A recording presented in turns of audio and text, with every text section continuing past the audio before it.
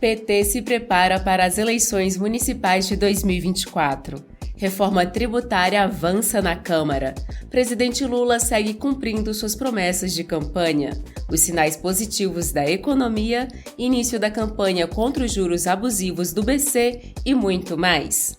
Eu sou Ju Matos e esse é o 13 Minutos, podcast semanal de notícias do Partido dos Trabalhadores e das Trabalhadoras.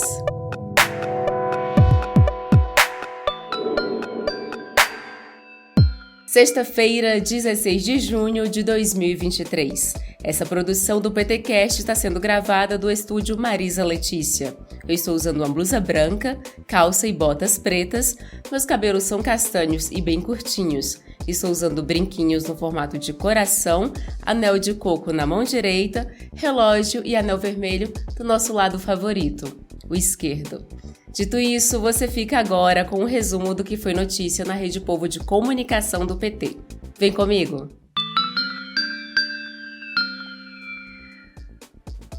O ano que vem já está batendo na porta e junto com ele vem as eleições municipais. Por isso, na segunda-feira, o secretário-geral nacional do Partido dos Trabalhadores, Henrique Fontana, comentou no jornal PT Brasil sobre como tem sido a preparação do partido e da Federação Brasil da Esperança para o pleito de 2024. E, obviamente, queremos preparar ao longo dos próximos meses uma tática, vamos dizer assim, de disputa eleitoral que fortaleça tanto o PT e a nossa federação, que inclui o PCdoB e o PV, como os aliados especialmente aqueles que sustentaram a candidatura de Lula no primeiro turno das eleições passadas, e também em alguns lugares teremos alianças com setores e partidos que ajudam a sustentar o governo do presidente Lula. Já na terça-feira, o deputado federal Reginaldo Lopes, do PT de Minas Gerais, destacou a importância para o país da proposta de reforma tributária que tramita na Câmara dos Deputados. Segundo o parlamentar petista e coordenador do grupo de trabalho que analisou o projeto por quase 3 meses, a justiça social e o crescimento econômico são os principais balizadores dessa nova proposta de sistema tributário. Pela primeira vez, o presidente da República compreende a reforma tributária como uma reforma estruturante para o país, uma reforma que vai dar ao Brasil competitividade nacional, ou seja, ter produtos com preços mais justos para concorrer com os produtos importados e, ao mesmo tempo, dar competitividade internacional, permitir o Brasil voltar a ser um país exportador de produtos com valor agregado. Ao longo da semana, várias promessas de campanha do presidente Lula foram cumpridas. Na quarta-feira, a Câmara dos Deputados aprovou a medida provisória que muda o programa Mais Médicos para permitir a prorrogação de contratos e criar indenizações de incentivo ao exercício da atividade, principalmente em regiões mais distantes e em áreas de maior vulnerabilidade social no país. O texto base foi aprovado por 353 a 58 votos. Agora ele seguirá para o Senado. O presidente Lula anunciou a nova versão do Mais Médicos em março, com a abertura de 15 mil novas vagas. Até o final de 2023, serão 28 mil profissionais fixados em todo o país. Na quarta-feira, o deputado federal do PT da Bahia, Jorge Sola, falou sobre o relançamento do programa Farmácia Popular do Brasil, também em entrevista ao jornal PT Brasil. São 55 milhões de brasileiros a estimativa de que essa nova fase do Farmácia Popular venha atender. O orçamento para esse ano é de 3 bilhões de reais e ampliou o elenco de medicamentos. Inclusive, as mulheres vão ter um cuidado especial nesse acompanhamento da farmácia popular, da mesma forma a população indígena. As pessoas do Bolsa Família vão ter uma atenção especial do programa. E para socorrer os endividados, o governo brasileiro lançou o Desenrola Brasil, programa destinado a auxiliar a renegociação de débitos. O secretário de Reformas Econômicas do Ministério da Fazenda, Marcos Pinto, detalhou como o programa, que terá início em julho, vai funcionar. Sejam elas dívidas bancárias, dívidas com a companhia de água, com a conta de luz, a conta de telefonia. É um programa voluntário, e o governo está dando um apoio, incentivos financeiros e regulatórios para que os bancos e as companhias negociem essas dívidas com os clientes. O programa começa agora em julho. Numa primeira fase, os bancos que participarem do programa vão desnegativar as dívidas das pessoas até R$100. O cidadão não precisa fazer nada a respeito, os bancos vão fazer a desnegativação automática e a gente estima um impacto aí dessa medida, só dessa medida, para quase 1,5 milhão de pessoas. A semana do presidente Lula também foi bastante movimentada. Na segunda-feira, ele assinou o decreto que institui o Compromisso Nacional Criança Alfabetizada, que irá subsidiar ações para a promoção da alfabetização na idade certa. Segundo o Ministério da Educação, serão investidos mais de R$3 bilhões nos próximos 3 anos. Na terça-feira, Lula recebeu a presidente da Comissão Europeia, Ursula von der Leyen, no Palácio do Planalto, para discutir temas como o fortalecimento das relações entre os países da zona do euro e o Mercosul. Lula também estreou o programa Conversa com o Presidente, uma live semanal para divulgar as ações do seu governo.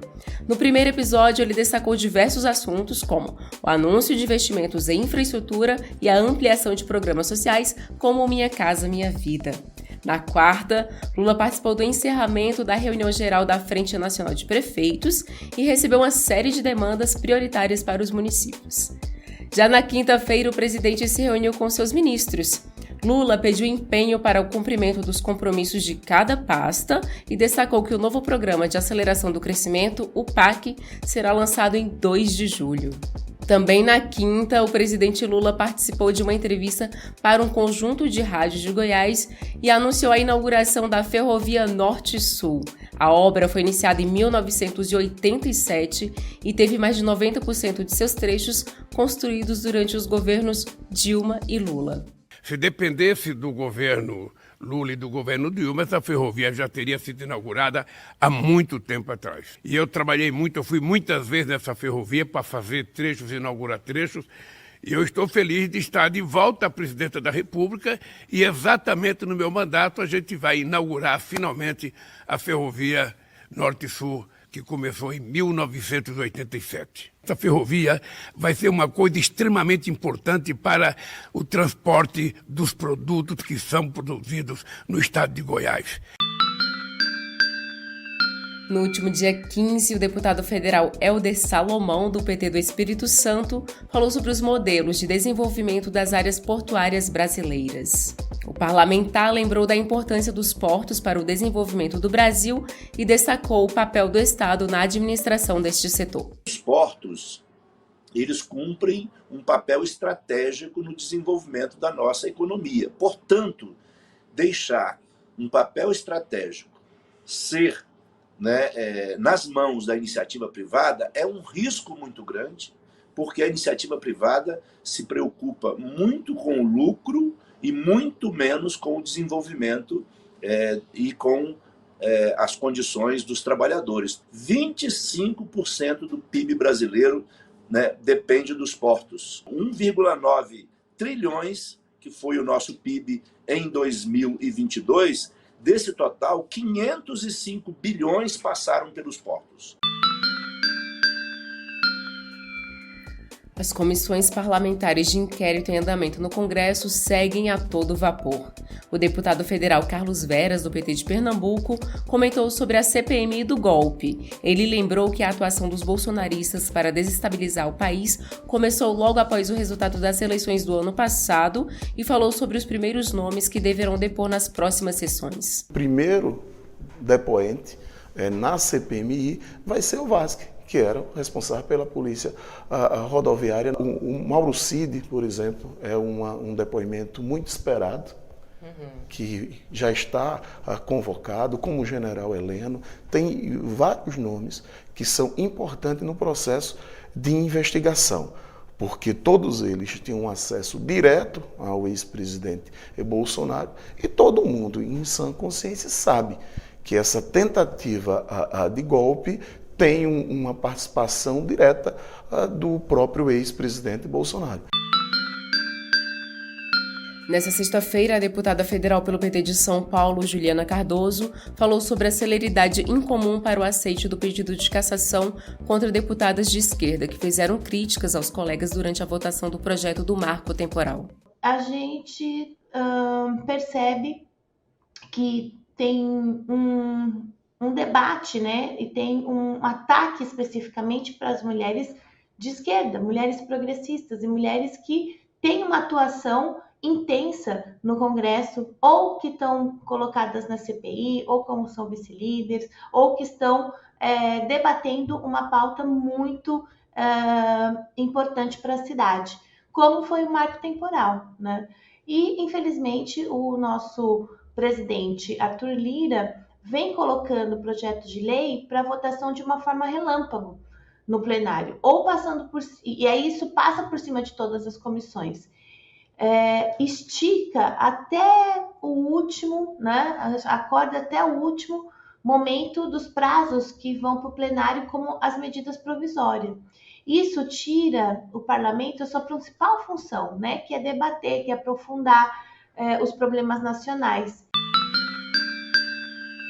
E em menos de 6 meses de administração, o governo Lula emplacou um conjunto poderoso de ações e políticas públicas que rapidamente alteraram o quadro econômico e social do país. Segundo matéria do portal PT Brasil, os resultados têm aparecido ao longo das últimas semanas, com uma revisão para cima das projeções de crescimento do PIB, agora em mais de 2%, bem como a queda da inflação, de 5,69% para 5,42%. O ministro da Fazenda, Fernando Haddad, comemorou a primeira avaliação positiva em 4 anos da agência de risco SIP. Mas apesar do clima de comemoração, Haddad voltou a cobrar do Banco Central uma redução dos juros, cujo patamar de 13,75% tem sido o grande entrave ao crescimento brasileiro.